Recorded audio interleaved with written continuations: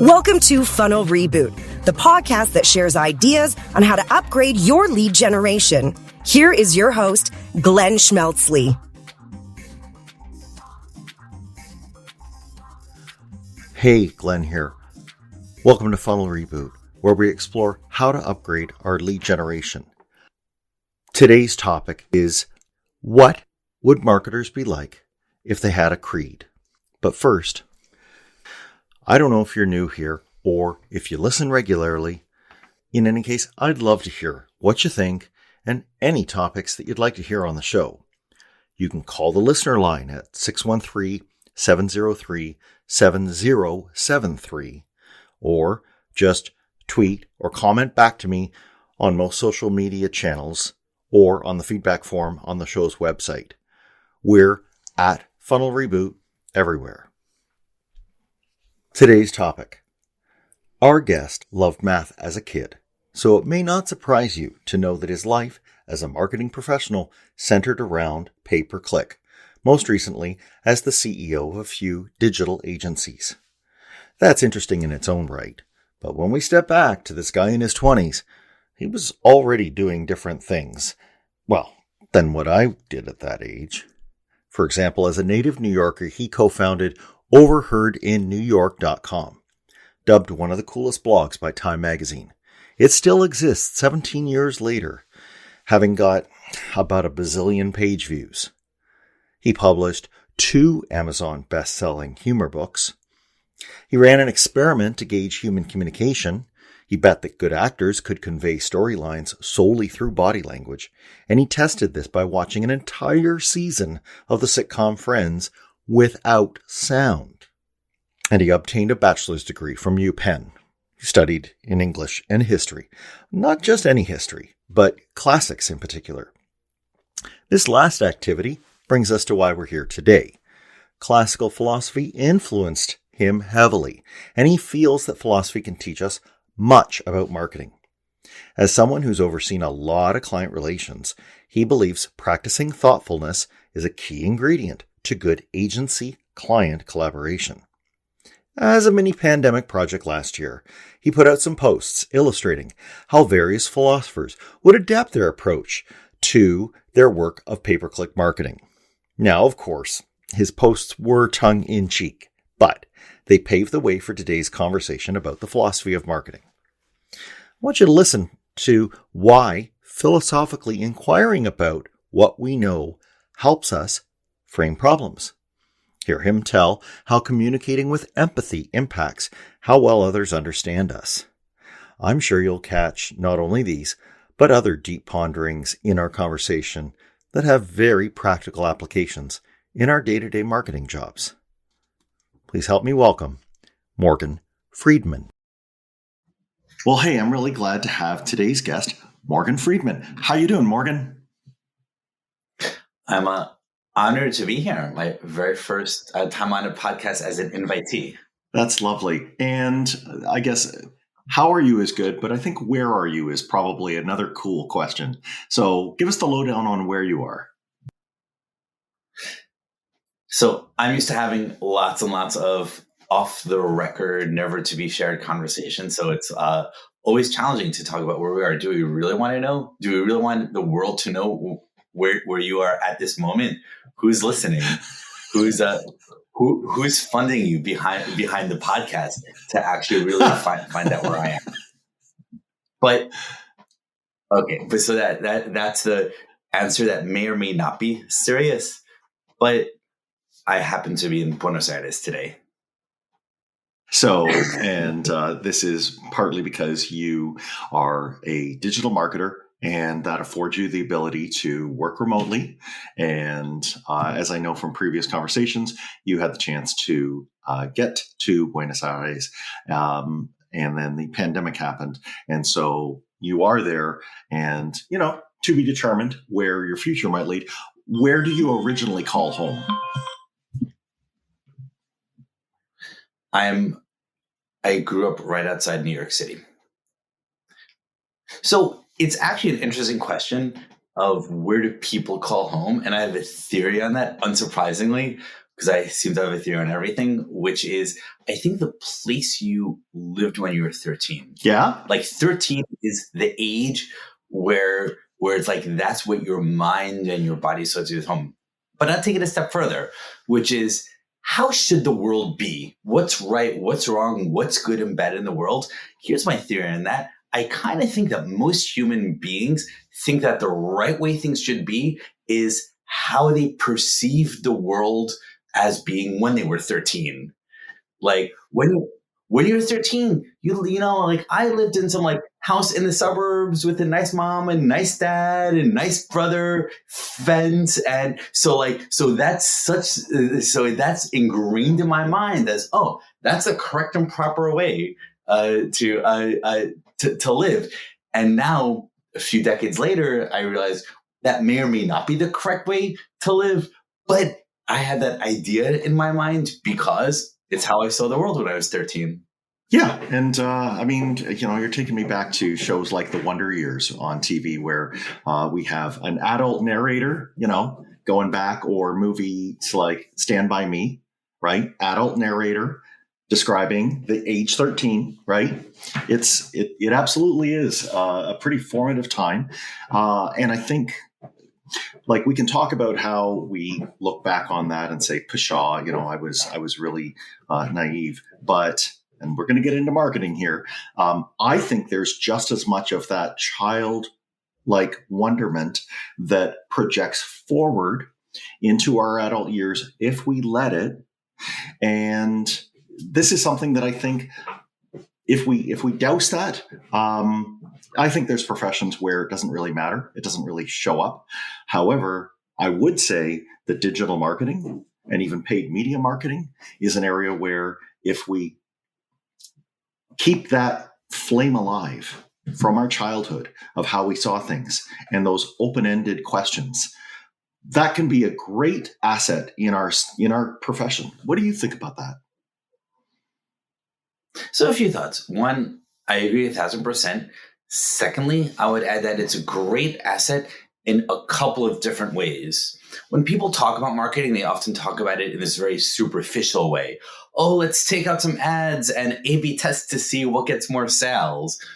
But when you get to the higher level, complex and bigger, powerful marketing is what speaks to the soul.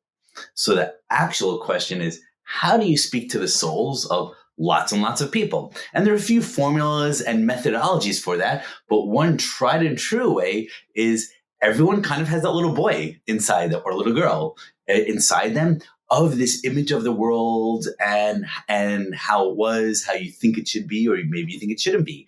And it's very powerful to tap into that. It's like an emotional bomb, and like good and bad senses. So that's one way to get at that. Another way is it's that, you know, little kids, it's like ask lots of questions. Why the famous why is the sky blue? And, you know, like marketing 101. Why do you actually want to achieve that objective? Oh, you don't really want to make money. You actually want to be famous. Okay, I understand that. Or do some good in the world. Yeah. Or do some good. Exactly. Yeah. So you just need that childlike curiosity to help you get to the bottom of things. Now, I think this is something where you and I both latched on to an answer. And, you know, I think the Morgans and the Glens of the world are, maybe justly so, kind of a rarity. Because I think if most people go to school and they want to get into a area where they can, be trained and move into a profession, they take something smart like business. And if they want to find out this kind of stuff as an adult, they might wander into the aisles of a bookstore that have the information to help this, curiosity or how to think of the world like a child. But I think you and I went to, as it were, a different area of the bookstore to go find people who ask those questions about why the world is as it is. What do we really know? What is good? and I think you know which area of the bookstore I'm talking about, and it's not in the self-help area. Where have you gone for your book inspirations and your previous heroes who've asked those questions?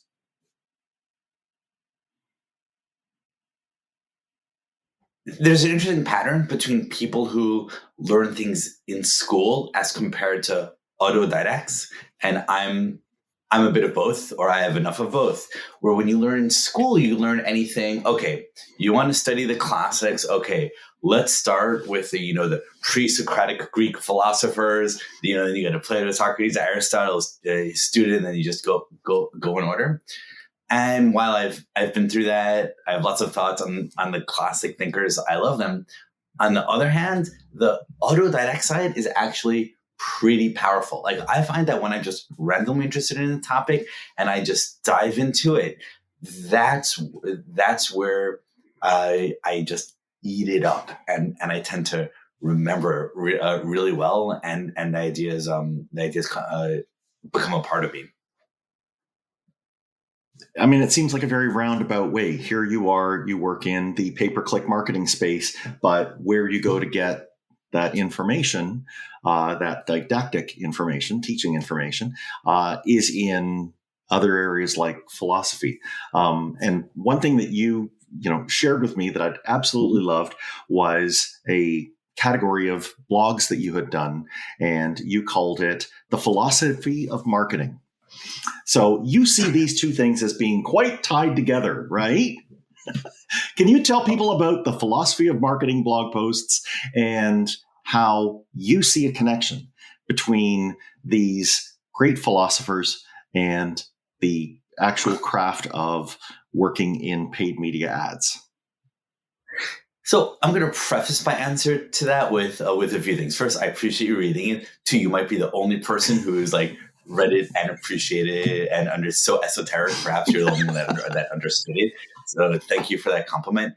I'm thinking of renaming that series How Would They PPC? And what that basically is me going through the great philosophers and saying, if they were PPCs, what would their approach be?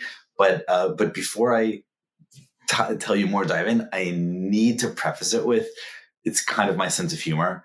And I do those for pure enjoyment. And it's actually interesting. Like, most people do SEO, PPC. Let's go into business mode and optimize the results. Oh, no one searches for Nietzsche and PPC. 0 searches per year. So it's not worth writing an article about. We're wasting resources. We're wasting time. My approach is, okay, I'm going to do all the stuff to help the results, but I get so into it. I think about it. I have these creative, fun ideas that I can't stop. Maybe it's my crazy shirts are inspiring me. I can't stop myself from saying, connecting disparate things. So I happen to be reading Beyond Good and Evil by Nietzsche, and as I'm reading, I naturally think, oh, if you were a marketer, and often when these classics I read, I just embody them in these in these sorts of posts. And my general approach is saying, what is each philosopher known for, and how would that thinking apply to marketing? Plato 101, super idealist, but his ideas aren't realistic. And then his student, Aristotle, was like, no. Your ideas are great on paper, but they would break down in reality. I'm like, oh, wow. Clear parallels to marketing and PPC for example. Client, that's such a smart, clever idea. But if we actually tried it, I think it would fail. Your campaign idea would fail for these 100 different reasons. We can't have our pie in the sky ideas. We never bring it into reality. Therefore, Plato would probably just not be a good PPC or marketer, because you would just be constructing great worlds in his head rather than the Aristotle empirical based, let's test out and see what works. Right. Yeah. And I think if any of us think about team environments that we've been in, there are probably individuals around that table that resemble each one of these philosophers. And I think that's part of your point, is there's more than one way to do it. Now, If we borrow from Plato, or particularly Socrates, when Plato jotted down what he said the unexamined life is not worth living. And I think it is important to maybe know what those branches of philosophy are, because even as we look around a table in a team, most of the people, I bet, that are thinking the way they are about PPC are not cognizant of the approach that they're taking already.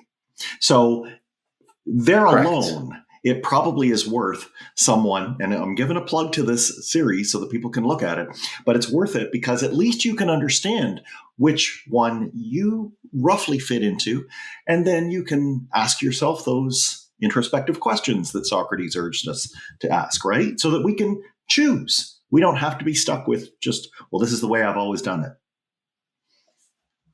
Yeah, I agree with that 100%. And I would build on one of your points where there's just a lot of different ways to think about the world, which map to different ways to think about business, which map to different ways to think about PPC or marketing. And when you understand that, you can clearly see the parallels. And sometimes it's obvious, okay, this person would be terrible. He's too up in the air. But in many, many other cases, okay, this one would emphasize it like that, and like Aristotle would be classically be very practical, to continue the previous example, and Karl Popper is another classic, famous for his falsification theory. You want to do anything, go all out to prove it false, and only if it survives all your attempts to prove it false, then you can believe it. And like, that's actually a very healthy attitude for marketing. Oh, I think that I can get millions of people talking about sharing this. Now let me try to disprove or prove my theory is false in all these different ways. So like Karl Popper would also be an awesome PPC, but just for reasons different than Aristotle.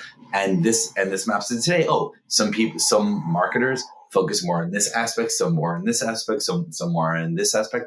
And there are lots of different ways to slice the pie. And as we sit, let's say, in front of our screens and are doing that detailed number crunching, or we're scrutinizing the way that a message is showing up on a screen, I think we need to remember that those bigger questions, I think at that very moment, they're probably not front and center because we're paying attention, but they're in the background, right? And like, this gets to the second area of how these bigger, more philosophical questions come in. When we are meeting with a client, right? This is, I know, an area you're passionate about. It's important for us to see it all, right? We need to remember that they're also having a philosophical discussion in their head about, why does our company exist? How should we market ourselves? What is the purpose of us trying to get in front of new people and share our way of thinking? Because we believe this way, and we hope that if they believe this way, they'll buy from us. How do we tie this over to clients, and how do you see client relations in general being done?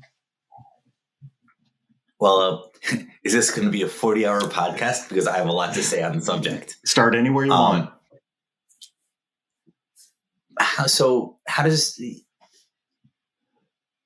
Here's one starting point. Just building on this. To me, one of the most powerful insights for thinking about clients, especially in trying to be thoughtful and approaching them for the first time, is you never really know what a client wants. In fact, you never really know what anyone wants. And often clients themselves don't even know what they want. And a younger version of imagine me 20 years younger, my shirts were even crazier. My hair was even longer. And I was even more pretentious. And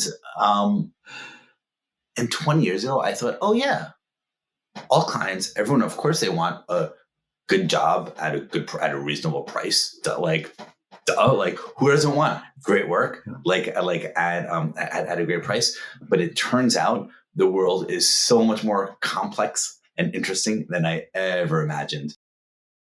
So if we go back to that age of Morgan, you were, if I recall how you told me, you were way more into logic and math, and you thought that we didn't really need to deal with all this human messiness. We could just look at the world in a very mathematical way, and that stuff like you want a positive ROI for your paid ads, that should be the beginning and the end of the discussion.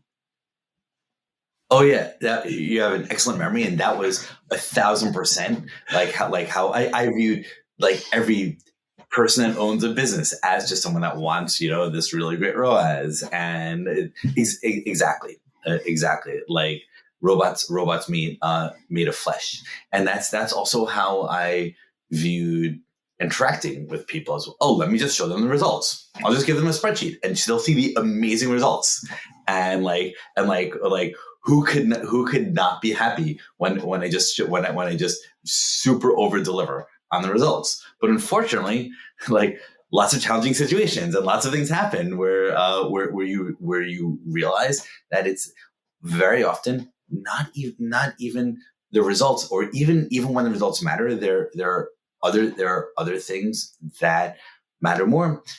And a lot, and it's even pains me to say some of these things out loud, because to me it's like so obvious today, but it is like maybe I was just an especially naive 25 year old. So as a simple example, how you communicate with people, there are just ways to construct sentences to clients that make them feel good, and there are ways that make you feel good, but them feel bad. And a lot of people, including me 20 years earlier, would always want to phrase things and talk about things in a way that made me look good and me look right. So I know this is up in there. So I think this example is good, and we can just come up with endless specific examples. So here's one.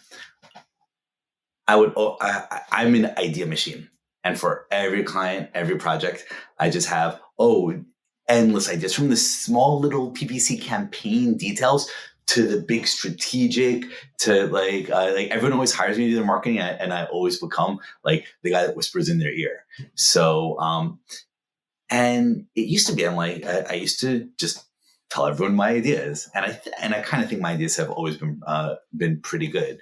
But something I realized is far too often no one would listen to or implement my ideas. And then I realized, what if I lead them to the fountain, but I let them drink? So I make them think that my ideas are actually their own. So I say, I was thinking about this. I just set the stage with the elementary parts of the idea, and then I make them make that last connection. Then suddenly, while I couldn't have done that 20 years ago, partially because I was less sophisticated on these things and everything, but also partially my ego needed to be like, this is my idea. Yeah. And that was important for my ego then. But now I realize I don't care who gets credit for the idea. It's CEO can take it, own it, run with it, and think it's his. That's great. Yeah. But he's gonna know the truth. He's gonna know where it came from. I'm gonna know where it's come from. And that makes them value and appreciate more, even though I have to control my ego more. It's a great realization. If I dare say it, it sounds like there was somebody whispering in your ear, might have been an Epictetus or one of the Stoics, who was saying, look, douse your ego, let them get to it. And then, good old Aristotle comes into the picture with his syllogism, right? You say to them something like, I know that we've said A is true. And we've also said that B is true. Now, hang on. If B is also related to C, and if B is true and C is true, what does that mean about A's relationship to C? And if you just take them through it that way, and they say, well, of course, A and C then are both in agreement with each other. Right. And they've done it. You didn't. Yeah, I tend to do variations of that, where I'll just share some observation, like without the obvious next step. Oh, I just realized that everyone is doing blah blah blah blah blah, and then they say, wait, maybe we can try a campaign using blah blah blah to do it. I'm like, such a good idea, and so yeah. I'm also happy you compared my idea to, or this strategy here, to Epictetus and not Machiavelli. Yeah, no, there's absolutely, there's probably a little bit of good and bad. And, we also have to remember that organizations have a power component. So, Machiavelli could come into play. Any of the good, psychologists could come into play. You could bring Freud in, you could bring Skinner in. You have to realize that we're working with some pretty elemental forces, and you have to tread, with some care. But I think this thinking larger and keeping it as expansive as possible, probably, compared to other ways that I've seen it, where people say, well, here's my textbook formula for how to do a PPC campaign. What I love about your broad thinking campaign is you don't leave anything out. We don't get 6 months down the road and realize we forgot something rather fundamental here, because you've already gathered all that as you went. You kept the net wide, and everything got, thought of. No stones were left unturned. Yeah, definitely.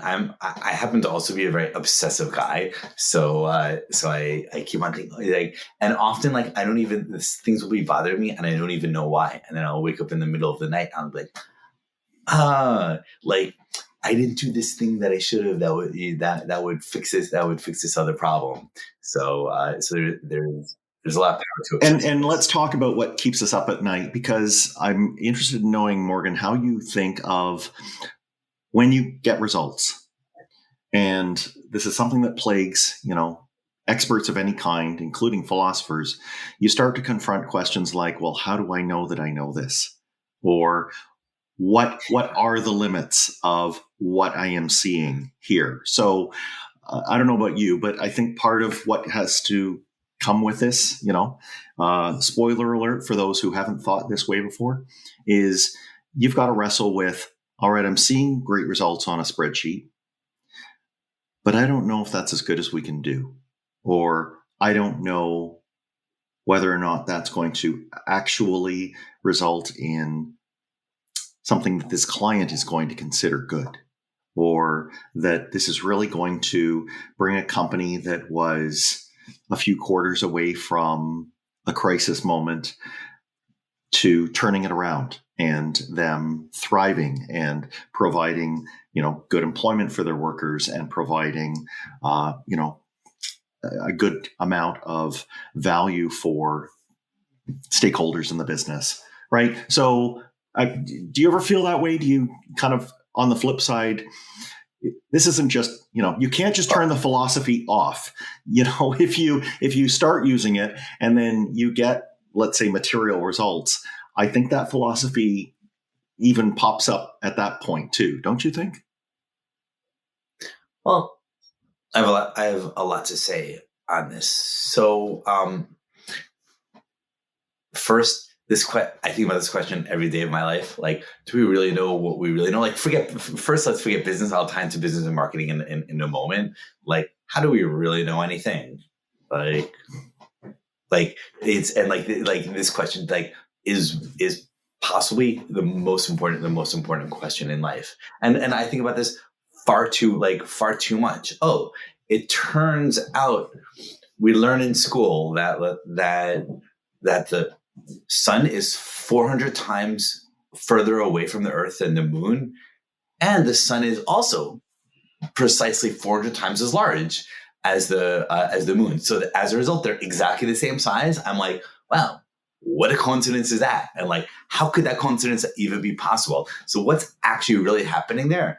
And the answer is, I have no freaking clue. I don't know. So this is, I think, one of the challenges of adulthood, of trying to understand this. And this applies to business and marketing as everything else. So we can start with facile PPC examples, but it gets much deeper. Yes. Happened to me more than one time earlier in my career when I was less sophisticated on these things. I'd start running campaigns and then do amazingly. And after like 2 months, it would stop or just start doing terribly.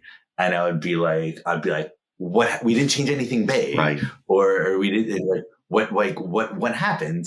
And then I'd be like, oh, in this industry, this seasonality works like oh, it's a wedding product and everyone gets married in the spring and summer. So when fall comes, of course, like the numbers drop off. But when you're starting out, you're just like, oh, wow, amazing, testing, doing this, getting better and better and better, that like you don't even know to think about the seasons in that industry and so on. So you're taking me back to, I'm sitting in a cave in and I'm looking at the flickerings of light on the cave wall. And I'm thinking to myself at first, I know exactly what's going on here. And then a guy named Plato comes along and says, you don't know anything. Yeah. You don't realize that you're actually, you have your back to the sun and there's stuff happening in the real world and you're not looking at it, right?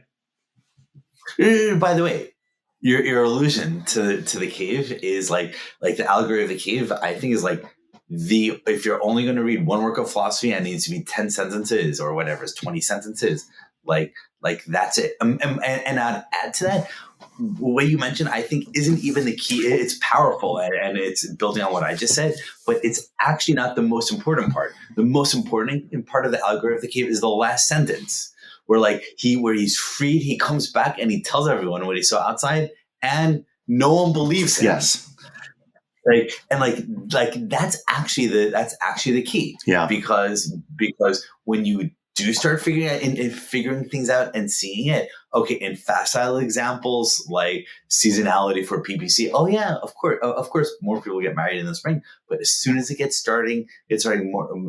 soon as it starts getting more complex, then it gets harder and harder and harder for anyone to take you seriously. So as a result, you just don't talk about it. I think it cranks up also that communication part you talked about exponentially. Yes.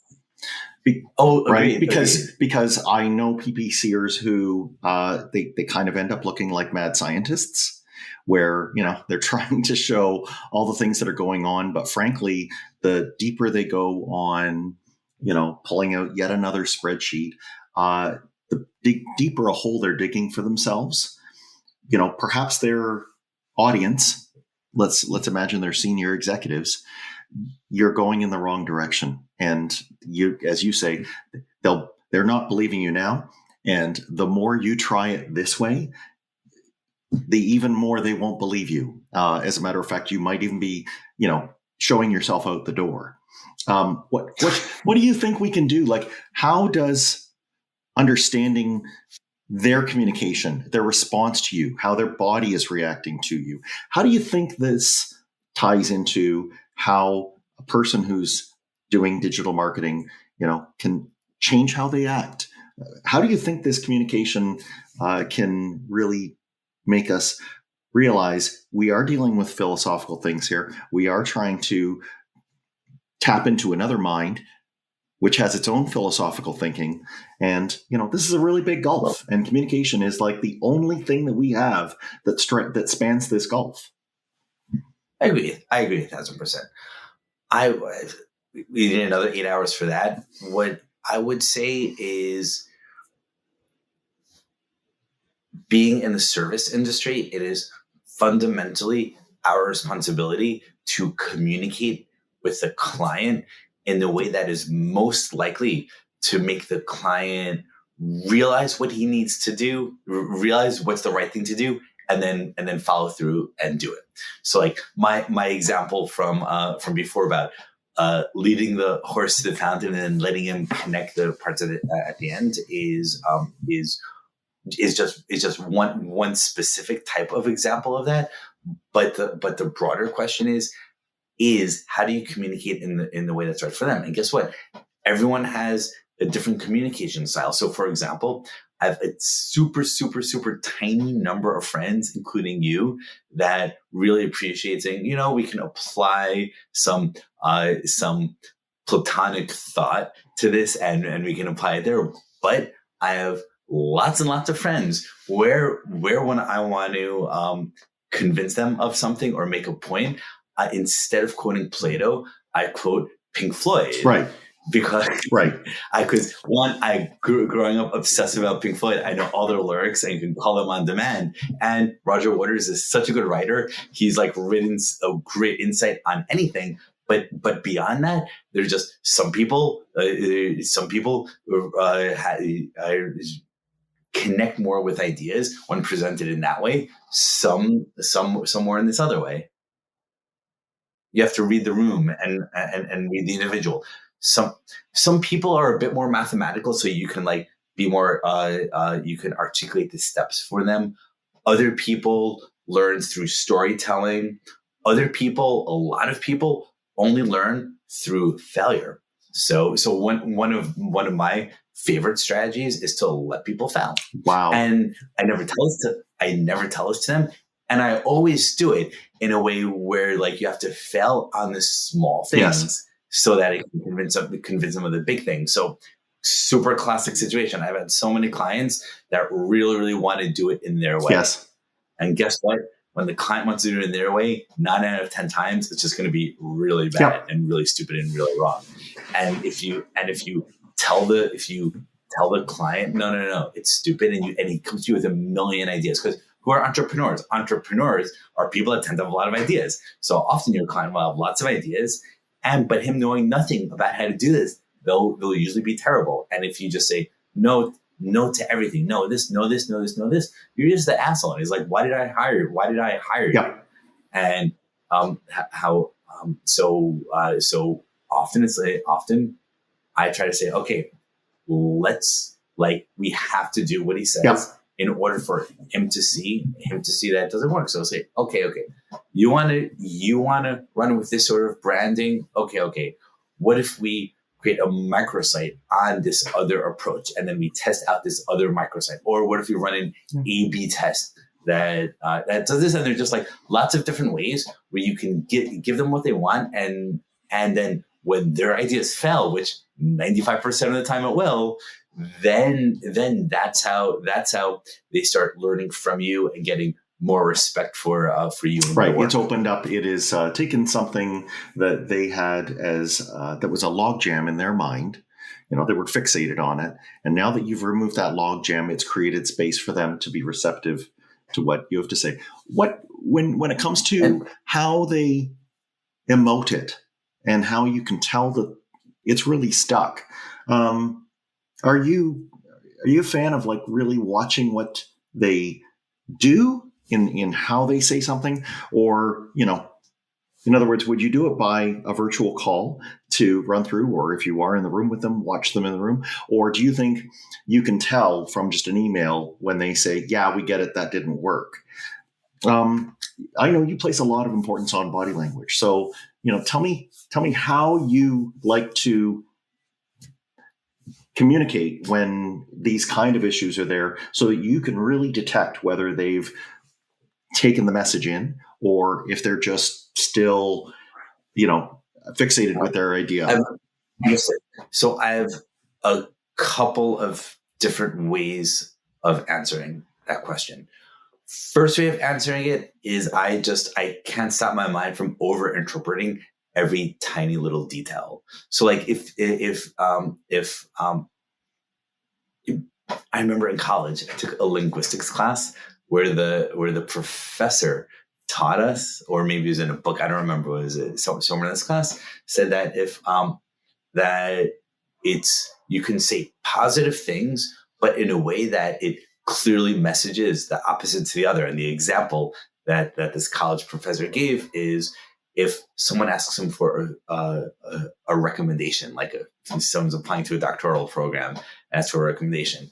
If he writes a 1-sentence recommendation, John was a good student. Even though it's like technically positive, the message is conveyed because that actually like don't accept them. So all the time I get one line. Clients never want to write long emails. You never want to write more than 3 sentences, and it's often from the very little details that you can tell. You can tell their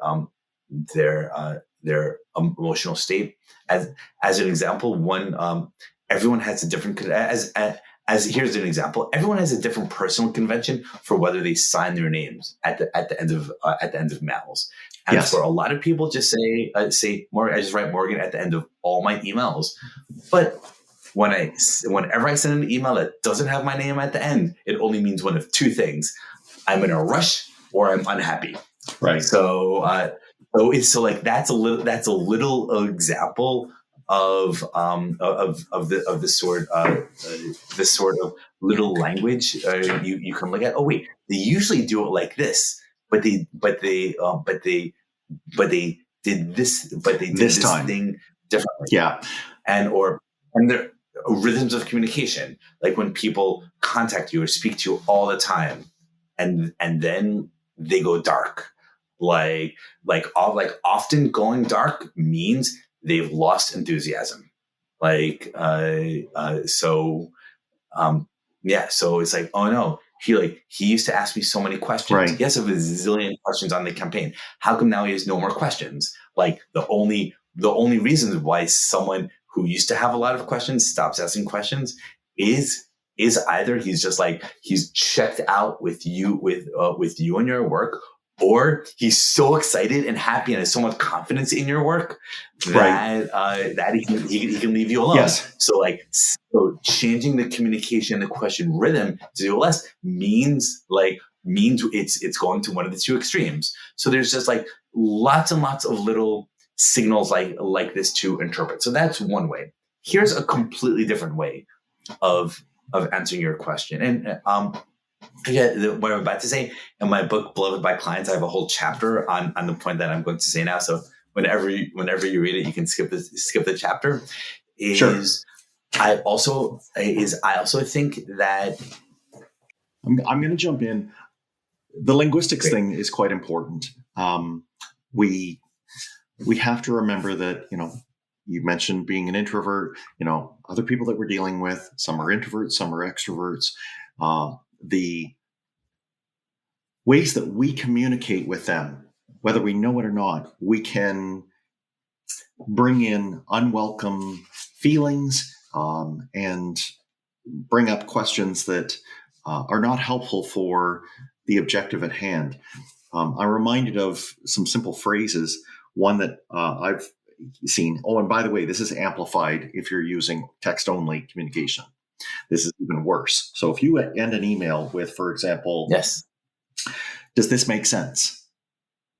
If you end an email with that, you can imagine if you're the vendor and they're the client, and you've preceded this with something that is kind of a technical thing that is your field, you could take that as, okay, so this person is asking me if it makes sense. That's nice. That's very considerate of them. Or you could take it as, well, of course it doesn't make sense. It's all gibberish. This person is demeaning me. Or the other one that I like is, you know what I mean? So if you finish, a statement or a question of, you know what I mean? Again, it is a little rhetorical, but it can be really difficult to handle that. I'm even assuming this is under the best of all possible circumstances that you've got someone where their native tongue and your native tongue are the same, so that this kind of thing has a chance of getting its meaning across. If we're dealing with people who are not native to the language you're speaking, forget it. Glenn, you're getting me into a rabbit hole. Like, I have so much analysis of every word and what words to use and not words, and I overthink even the most unimportant words. I'll give you some examples that are relevant to dealing with clients and also making people feel demeaned or not. Here is one of my biggest pet peeves in life. And this goes not just to client work, but life in general, dealing with humans and non-reptiles. One of my biggest pet peeves is the word obviously. Like, it's anyone I work with, I forbid them from using that word, because the word obviously only has one meaning, which is I'm so smart. The things that are complex and hard for you to think out are trivially clear to me. Like, they're like, they're, and they're just some words you should never use, obviously. Yeah, I love that. I mean, you took me to the model in that movie Good Will Hunting, right? The scene of these middle-aged mathematicians who have sweated for decades on stuff, and this young kid walking in and saying this. I could picture him just saying, obviously, and you have to think of how that lands on the ears of someone whose life work is being just shredded by someone who took no more than a moment to figure out an equation. What's powerful about it is some words are ambiguous. Like, even your example of how you end the email does make sense is ambiguous. It could be interpreted positively. It could be interpreted negatively. But obviously, 100% of the time, every single use of it means I'm a pretentious asshole who thinks that I'm bigger, smarter, and see things more clearly than you. Every single time. And the reason why do people use the word obviously? People use it because that's actually the feeling that's actually how they feel. They're just being sincere and honest. And most people just aren't sensitive enough to how their language comes across to the other in order to moderate or change their language and what's for that purpose. And what's interesting is this is we're usually talking about marketing on the macro level. This point is taking marketing into the micro level. In other words, we can say, okay, how do I write an ad that can get everyone to really like the product? But it's really, how do I write this email or say this sentence in a meeting that will get the person receiving the email or that's meeting with me to like what I'm saying. So it's the exact same marketing general principles applied on the individual level. And we turn it off at our peril. Totally. So if that's the way that we can get it across in text, what else can we do either with the way that we express ourselves? I'm looking at you here, and I don't think I've seen your hand stop moving. Do you believe, you mentioned lizard and non-lizard brains, do you believe that humans, on the way that we send out information and the way we receive it, are using body language? What proof points, Morgan, do you have that body language can eclipse the textual language and verbal language in how we communicate? So a couple of things. First, I'm happy you picked up on my reptilian mention. Secondly, that could have been a subtle allusion to the reptilian and non-reptilian parts of the neocortex of the brain, or it could have been a subtle reference to our reptilian overlords that run the world. But you'll never know, because I only know what speaking of rabbit holes. As for proof, I'm not a scientist. I'm not a specialist in body language, so I'm not sure I have any proof that could satisfy a Karl Poperian standard of falsification to be objective true. And I'm not going to make that claim. The claim I will make is that for me and my experience and my career, and take it for what it's worth, I found the overwhelming majority of communication is nonverbal. Like, and in fact, recently I've become so confident. And just yesterday, I was in a meeting with someone, and it got to some sensitive topics. She was very political, didn't want to say anything bad about anyone, and I'm like, you don't even need to say anything because I can read your mind. And like, and she smiled and it's actually pretty powerful because like, that's a way to get the message across. Neither of us, we both have negative thoughts about the confidence of other third party, but because I'm the asshole, I would say it out loud, but she could, did you CYA cover her ass? Like she didn't say anything. She just smiled. She's fully protected. So, and you've pointed out that you've worked in political campaigns before. And, if I think of if I'm walking into a public place, a bar, a community center, whatever, and there's a big screen on and it's got, let's say, a politician or some other thought leader speaking. If I think about it, I can actually guess at what they're going to say, even when the sound's muted. There's so much that is, and it's usually purposely done, thinking put into not only what they're saying, but how they're saying it. And if those people who are extremely good at understanding how to get massive numbers of people to follow their line of thinking, maybe there's something that in our little micro world of a vendor to a client or in our own work with providing ads that we can take away from that. Don't you think? Yeah, I definitely agree to that. I had an era in my 20s where I watched the entire series of Friends without any sound. So you asked me what did you find out by doing that? Being an actor is hard. Sure. I used to think actors would just like say the right thing at the right time, but you have to actually convey the full scene, like even without the words. I found out you can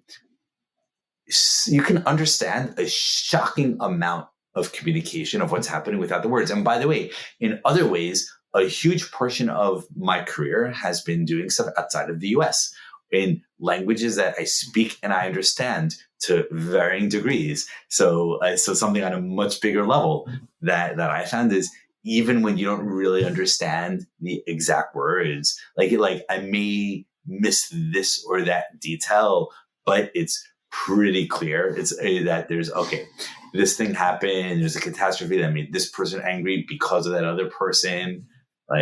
Right.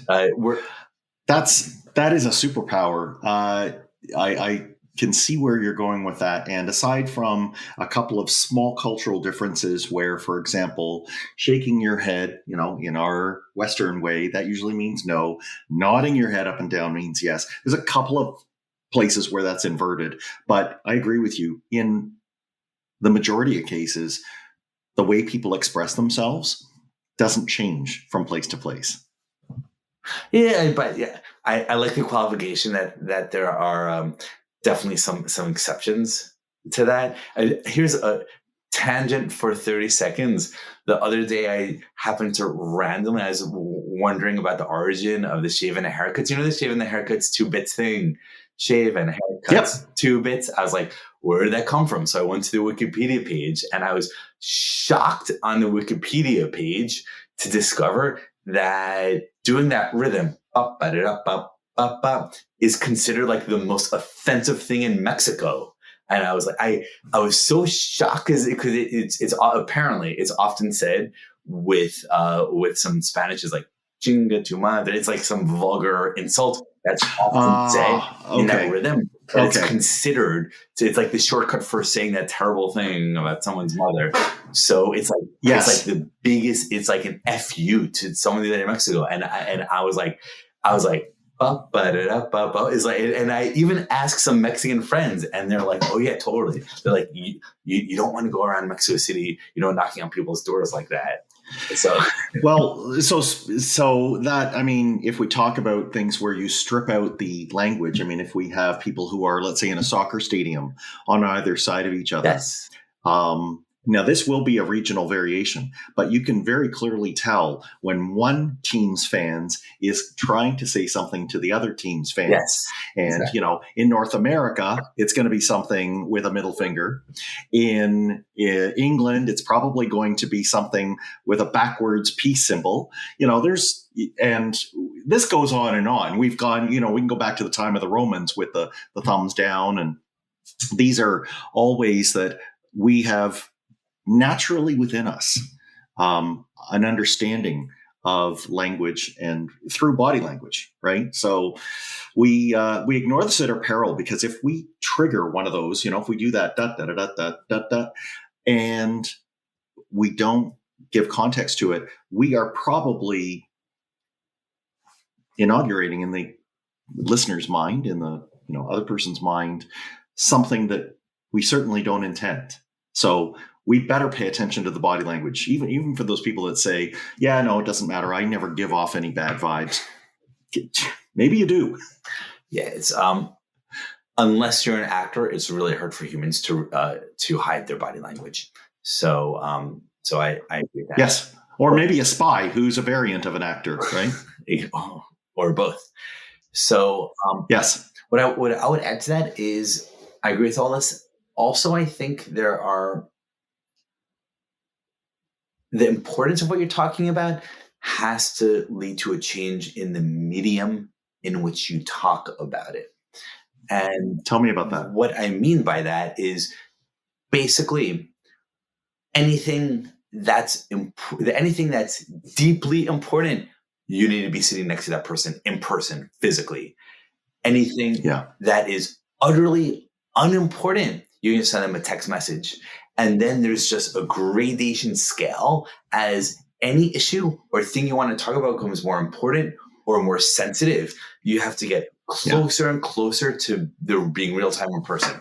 So unimportant stuff, you can send a text message. Maybe a little bit more important, you can chat away on Slack, but those are still temporary mediums. It disappears. So if it's a bit more important, you can send an email. A bit more important, you can create a shared Google Doc. A bit more important than that, let's get on the phone. A bit more important than that, let's get on the phone with video. A bit more important than that, hey, I'm going to fly to Dallas so we can sit down in person and talk about it. That's right. Yep. There's one aspect of this that also flies into that. Maybe if you can think Cartesian for a minute, you've kind of highlighted a y-axis where there's, low bandwidth communication going up to high. There's also an x-axis, which is how well you know each other. Yes. Right. And that process comes slowly. Right. So, and it usually follows the same progression. But it's important if you, just like you were saying with that person who goes dark on you, that's what going dark actually means, is there was a prior pattern to moving up the bandwidths to something well, you normally send me a video message, or you normally send me, we normally have a call at this time and you've missed it. So there's a responsibility there. Once we start moving up those X and Y's, we have to maintain it. And we only have so many hours in a day. But, this is an important thing. We can't just kind of play fast and loose with, all right, well, we normally do a face-to-face call, or we actually get in person with each other, but I'm mailing it in this time. Yeah, I like your added nuance that there's this other access, and that does change it. I agree. Anything that's important, you need to be sitting next to them in person. However, if you know them super, super well, they're your best friend in the last 10 years, okay, it's important. We can Zoom video on that rather than being in person. That's not quite at the same level, but when you know them well, it's fine. So I definitely agree with you that the depth of the relationship changes the scale a bit. You've helped us so much with how thoughtful we need to be about pretty much every aspect of the job. But it's rather funny. We've been kind of going around the hole in the donut here with the actual thing that we're working on, which is largely pay-per-click marketing. Morgan, are there some resources you can point us to, or can you tell us a little bit about that side of you so that we can understand the depth to what you like to actually get into when we talk about the nuts and bolts of doing PPC marketing. It's dangerous to ask me to toot my own horn because that's like the third 8-hour series that as you can tell, my childhood attempts to control my ego have been successful enough, but not fully successful. So a few things. I like people. Anyone can send me an email. I happen to have organized and run a bunch of PPC resources. We can link them in the show notes. Everyone does like the up here. I don't know what direction you point in, but it's I've seen too many YouTube videos where they're like, click the like button right here. And I run a blog called Display Ads Deep Dive because I happen to have focused a lot on display ads, and it's within that blog that I do that How Would PPC series applied to great philosophers, which is just me being creative and fun and nothing more. That's one resource. I also run a private Slack group for PPCs, and if you're interested in knowing more, then send me an email. We have a simple webpage where you can apply at ppcclub83.com. I run an up-and-coming PPC certification authority. Oh, that's not the right word, called ppccertification.com. And so I'm around. If you want to see my personal webpage to learn more about me, westegg.com. And my professional webpage is themarketingscientist.com. And I feel like that's too much of the self-promotion. Now we can get back to philosophy. But that is a nice place to wrap up. And thank you for giving those web properties, which in their totality, I think gets close to describing the man, the myth, the legend, Morgan Friedman. And the last thing I want to ask you is, out of everything we've talked about today, would there be perhaps one thing that you would encourage listeners to do so that they might be able to take something we've said and actually put it to work today? Yes.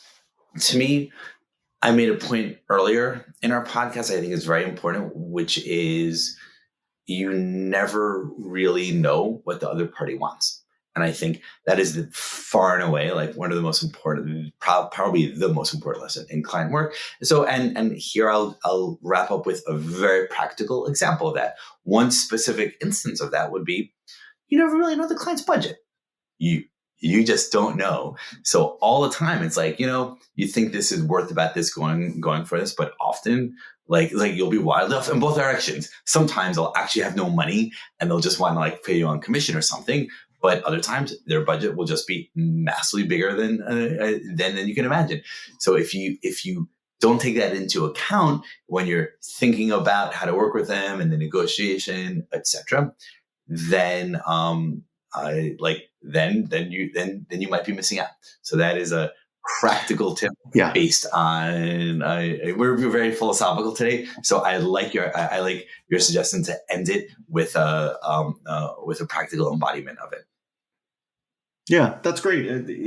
It allows you to, like, if I think about taking a few extra minutes before you're going to have that conversation with them, the questions that you go to, it's like, well, if we showed you that our performance that we got for you is twice as good as what you've been getting historically, would more money show up?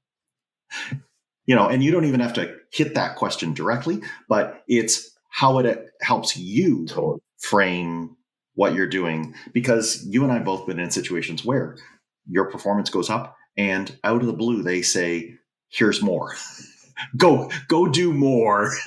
And, double, triple, quadruple that. So you're right. The limits of knowledge, not only in a philosophical way, but in a business way, are very real. And we have to conduct ourselves accordingly. Yeah, I agree.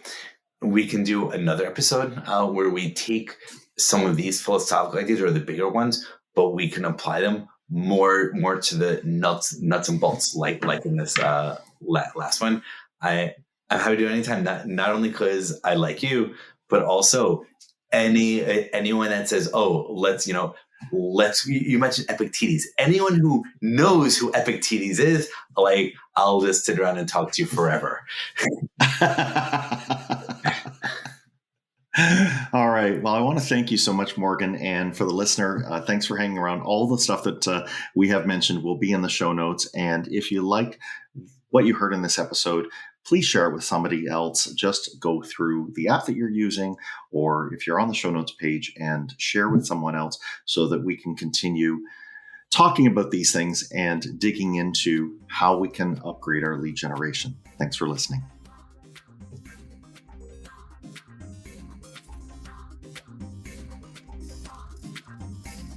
Thanks for listening. Follow the show on Twitter @Funnel Reboot. If you like what you have heard today, please consider leaving a review wherever you get your podcasts.